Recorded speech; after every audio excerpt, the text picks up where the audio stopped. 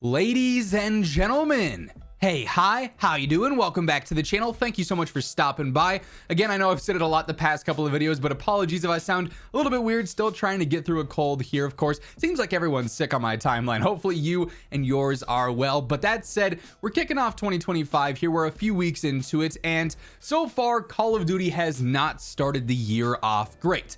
Not particularly a controversial statement, right?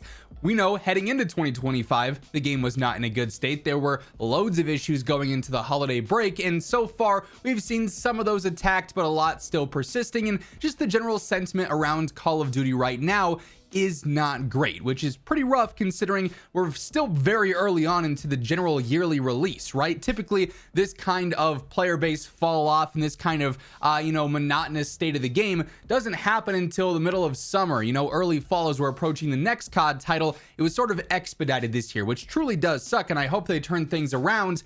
But looking ahead, Call of Duty maybe has more pressure than ever this year in 2025 and maybe heading into early 2026 to get it right, to right the ship and to figure things out. Or for the first time in potentially a long time, Call of Duty might actually be in serious trouble in the gaming space, which is pretty crazy to say because I've said for some time the only thing that Call of Duty is really threatened by is Call of Duty itself. Like the COD killer, we've had that name associated with a bunch of things. X-Defiant, previously other Halo or Battlefield games or whatever the case is, that new FPS that comes along. Oh, could this be the COD killer? But ultimately, the only thing that can take COD out is COD itself. And they're trying pretty hard at doing that right now with how they've gone about Warzone and Black Ops 6 since the Season 1 integration, right? Again, hopefully they can right the ship and figure things out. But in 2025, at least based off of the information that we have so far, Call of Duty's competition is gonna be steep, which ultimately I think is a good thing. I think Call of Duty for several years now, unfortunately, has been left unchecked. Yes, there are other extremely popular games out there,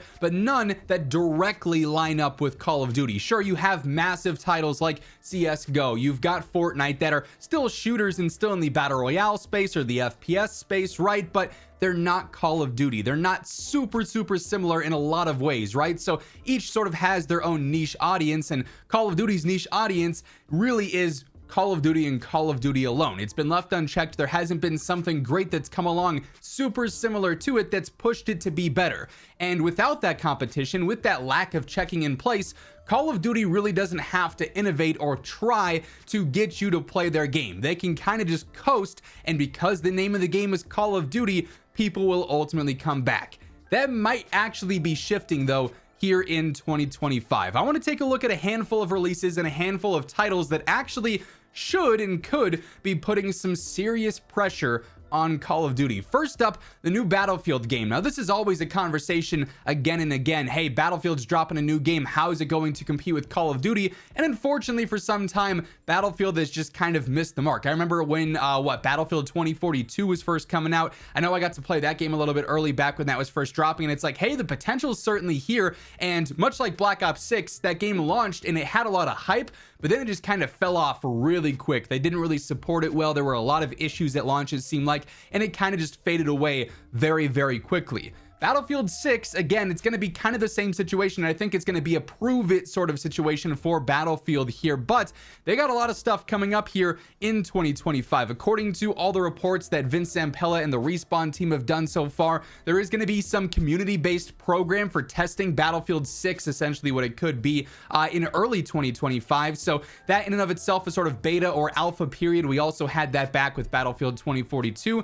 Could be pretty cool and could definitely, give us a good insight into, hey, how much is this game actually going to be trying to compete with Call of Duty? Then as far as a full launch goes, having that set for later in 2025, potentially the fall or early winter, right around when we could be seeing that COD 2025 launch, which is reportedly like a Black Ops 2 sequel or some tie-in to Black Ops 2. So could be very interesting there to see if Battlefield this time around, where they have a massive opportunity to truly apply some pressure on Call of Duty for once, can actually take advantage of it. There were also reports that Battlefield's going to have a free-to-play battle royale this time around, which again could apply some significant pressure on Warzone as well. So personally, I'm rooting for them. I'm rooting for all the games that we're talking about today because I want there to be good competition for Call of Duty, because as I am a big Call of Duty fan, and that's ultimately my favorite game of the bunch, you know, most years, the game needs good competition to reinforce the fact that they have to try and earn players. They have to innovate. They have to make good games.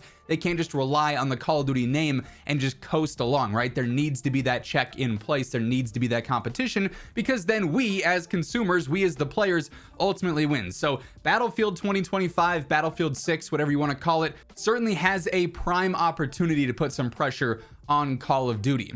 Another title that could certainly, you know, spark some interest is Splitgate 2. You may recall when Splitgate first launched, kind of a mashup of Portal and Halo combined in a sense, there was a lot of attention on it. It's like, oh, this could actually, you know, pose a threat to COD in a sense, really more so take over a Halo genre of FPS that hasn't really done anything in some time. But Splitgate 2 does have a 2025 release date as of now. I don't think there's any more specifics that I can find when I initially was searching that up, but certainly, again, something to keep an eye on. If they end up going through with a free-to-play version that actually, you know, has solid gameplay and it ends up seeing some decent support this time around, Splitgate obviously came closing down pretty quick after it took off, unfortunately.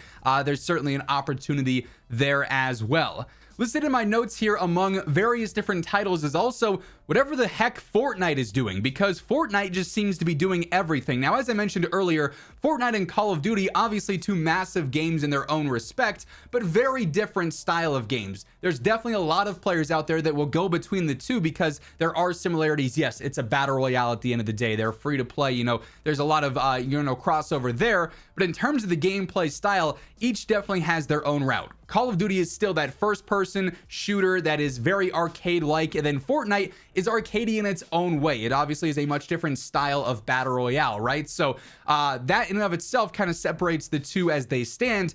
But Fortnite's dabbling in a lot of other areas. They just put out the ballistic mode, which is the first person version that's kind of like S&D, almost Counter-Strike-esque. They just put out like a whole Sims/GTA kind of like role play. I don't even know what it is fully that looks absolutely crazy. They've got Lego going on. It seems like Fortnite's kind of just saying, hey, we're going to make every game, but it's going to be in Fortnite. So if they choose to go more down that first person shooter route, there's certainly, again, a lot of pressure that Fortnite and Epic could apply to Call of Duty for sure, especially considering they seem to be a lot more for the players than Call of Duty does in its current state. But moving on from that, another title that's actually already been out for a little bit, but it has even more releases coming up, Delta Force. This definitely is more so based around like that Battlefield, a little bit more milsim-esque style player. However, they do offer a decent multiplayer. When I was playing this during the early access, very similar to like Ground War, for instance, from Call of Duty, something that's missing in Black Ops 6.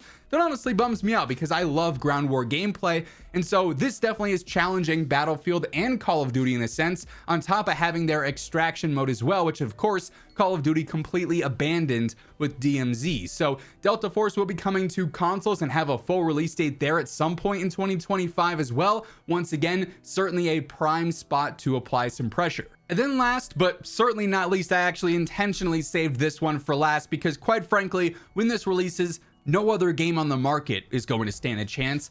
GTA 6. Whenever this game releases, right now it's set for a 2025 release date. That's all Rockstar has said. The game is expected to release in 2025. Jason Schreier from Bloomberg has also reported that he almost expects the game to get delayed to 2026. And I can almost guarantee you every single developer that I just mentioned, Activision, EA, Respawn, whoever, Epic, doesn't matter. Every developer is praying that GTA 6 gets delayed to 2026 so that they can have 2025 to have a chance, right, to stay afloat, because GTA 6 is going to be the most record-breaking game in the history of games, right? It's going to break every sales record, every player count record, and they're going to double dip, I'd have to imagine, again, like they did with GTA 5, where they just released single player at first, everyone plays the story, that shatters every single record, and then they go through and they release online again a little bit later, and then that re-shatters every single record, right? Like GTA 6 is going to take from every possible player base on the gaming market, including Call of Duty a ton, and so every game that even is planning to do things around the launch of GTA 6 is going to have to be almost flawless if they want a chance to survive that initial wave. Now, of course, if they do just go through and release single player in the story mode for GTA 6 initially, players will go through that, play it maybe once or twice if there's alternate endings or whatever, right? But then it's like, okay, what do we do now? I can mess around in single player, earn a bunch of money, you know, do whatever there, but the longevity is not going to be there a ton until online comes out. If they do stagger that release again, just theorizing there. If that's the case, then sure, there might be a bit of a resurgence onto other titles like Call of Duty or some of these aforementioned games. If they do end up just releasing the full game, though, again, they're going to have to do a lot to drag players away from Grand Theft Auto 6. So 2025, for now at least, you know, pending any potential delays and, halts in production for some of these games, is going to be very, very competitive in the Call of Duty genre and in the shooter genre in general, which again, I think is very, very good. Call of Duty needs that competition because that makes the games better for us. Hopefully, they actually take the challenge, right? It's not like, oh, hey, yeah, but we're Call of Duty. We know you're releasing a game that threatens us. We know you're releasing a game that poses some competition, but we're Call of Duty. I'd really like to see them not rely on that name and rely on good gameplay, a good launch, constant post-launch support, investment into player happiness and player sentiment being good, right? Time will tell and time will, reveal what exactly their game plan is, but things certainly have to turn around and rather quickly because some of these games are already on the horizon. But that being said, that is going to wrap things up for this one. Bit of a different look at Call of Duty today, but if you enjoyed the video, a like is seriously appreciated. And of course, if you're new to the channel, you want to help us get one step closer to 1 million subscribers, feel free to hit that subscribe button on your way out. But once again, thank you so much for tuning in, and until next time, take it easy, have an awesome rest of your day, and I'll catch you later. Peace out.